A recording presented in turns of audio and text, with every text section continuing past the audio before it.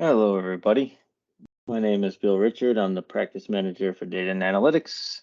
Today, we're going to talk a little bit about Databricks versus Azure Synapse, when you may use one over the other, and hopefully you get a little bit of an idea of which one might be right for your use case.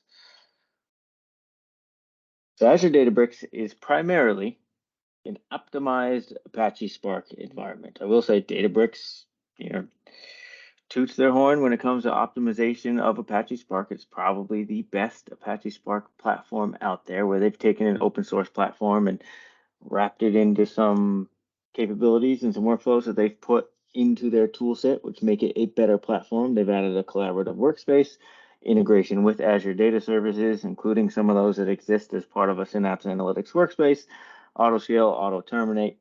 They have some optimizations for distributed processing, inclusive of leveraging Delta Lake or SQL engines, and then they support multiple languages and libraries within the development environment. Synapse Analytics similarly has integration, management, monitoring, and security capabilities within what's known as Synapse Analytics Studio. It also has SQL and Apache Spark engines, and then it's the foundation of where it stores data is actually Azure Data Lake storage, as opposed to Databricks, which they call it the Databricks file system. It also has native integrations with most of the Azure data services that are out there. Some of the available features in Synapse and Databricks that you may be looking to leverage, and which ones are supported pretty much across the board. Everything is supported between the two. Delta Lake can be leveraged in Azure Databricks. It can also be leveraged in Synapse Analytics. There are different versions depending on the Spark version that you need to note when you're working in there. Delta Live Tables is apparently on the roadmap for Synapse, but it is something that Databricks introduced as one of their optimizations to Delta Lake and Apache Spark. Structured streaming is supported across the board. Spark ML is on both platforms. MLflow has a nice, clean way to work with it within a Databricks workspace, and then you can also work with it in Synapse. It's just not as point and click out of the box. Likewise, Azure ML is kind of the reverse for that case. They both support Python, R, and Scala, and SQL on Spark. Additionally, Synapse Analytics supports C#. They both have solution templates and knowledge centers. They both have Git integration. They both have the ability to monitor the Spark jobs within the Spark UI. Scale is really one of the big differentiators if you're thinking about when to use Databricks for Synapse Analytics. The current scale of a Synapse Analytics Spark cluster, 64 cores, 432 gigs of memory, and 200 nodes. As far as Azure Databricks goes, Spark itself has some known limitations on the number of nodes, but for the most part, it's limited on the quota within your subscription. So you can get much larger virtual machines than 64 cores potentially, and you can add more nodes than 200 nodes per cluster. So it has a little bit more horsepower in that regard.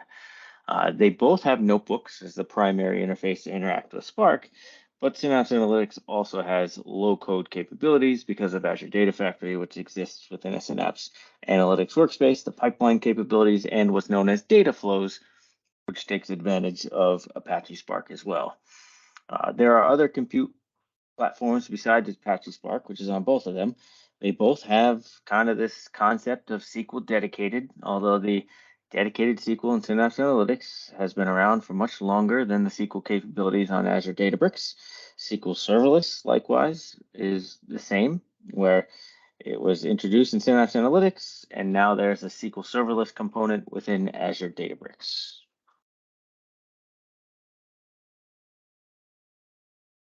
Doing a quick demonstration between the two and just the different interfaces. You know, so Synapse Analytics has a much different studio than you will find in Databricks. You have your home tab with your knowledge center. You have your data tab where you can look at your data lake storage, or you can interact with the SQL databases that may be in your environment. You can develop your notebooks from here, your data flows, which also run on top of Apache Spark. So if you open a notebook, you have different languages to choose from when it comes to Spark notebooks, these attach to Spark pools within the environment, and you can manage your Spark pools here. And this is that one comment on the scale. Currently, extra large is the largest node that they have in the dropdown, and you can go upwards of 200, and they both support auto scale. Databricks interface similarly has different navigation drop downs where you have data science and engineering, you have machine learning and SQL, which is the newer of the three. Within data science and engineering, you can create a notebook. That notebook supports Python, SQL, Scala, or R. You can attach it to a cluster, and you can manage and create your clusters within this environment as well. Creating a cluster within Databricks has various policies that you can apply for unrestricted, just so that we get a view here. You can see that the worker type are the standard Azure Virtual Machine types. And in this case, if you drop down as an example, memory optimized and 50 more, you can see that you get a whole varying degree of size of nodes. This one has 80 cores and 504 gigs of memory. If you scroll all the way down, you see this one has 96 cores, 672 gigs of memory, and I could just as easily say 500 nodes and let it scale, and then also manage the driver type to the worker type. So when to use which is primarily preference. People who love code-centric development and need a much larger scale will tend to gravitate towards Azure Databricks as their primary data integration solution. The SQL warehousing capabilities of Databricks is a little less mature than the SQL warehousing capabilities of Synapse Analytics. So for those who are still highly skilled in something like T-SQL or D-SQL, Synapse Analytics is going to have a leg up.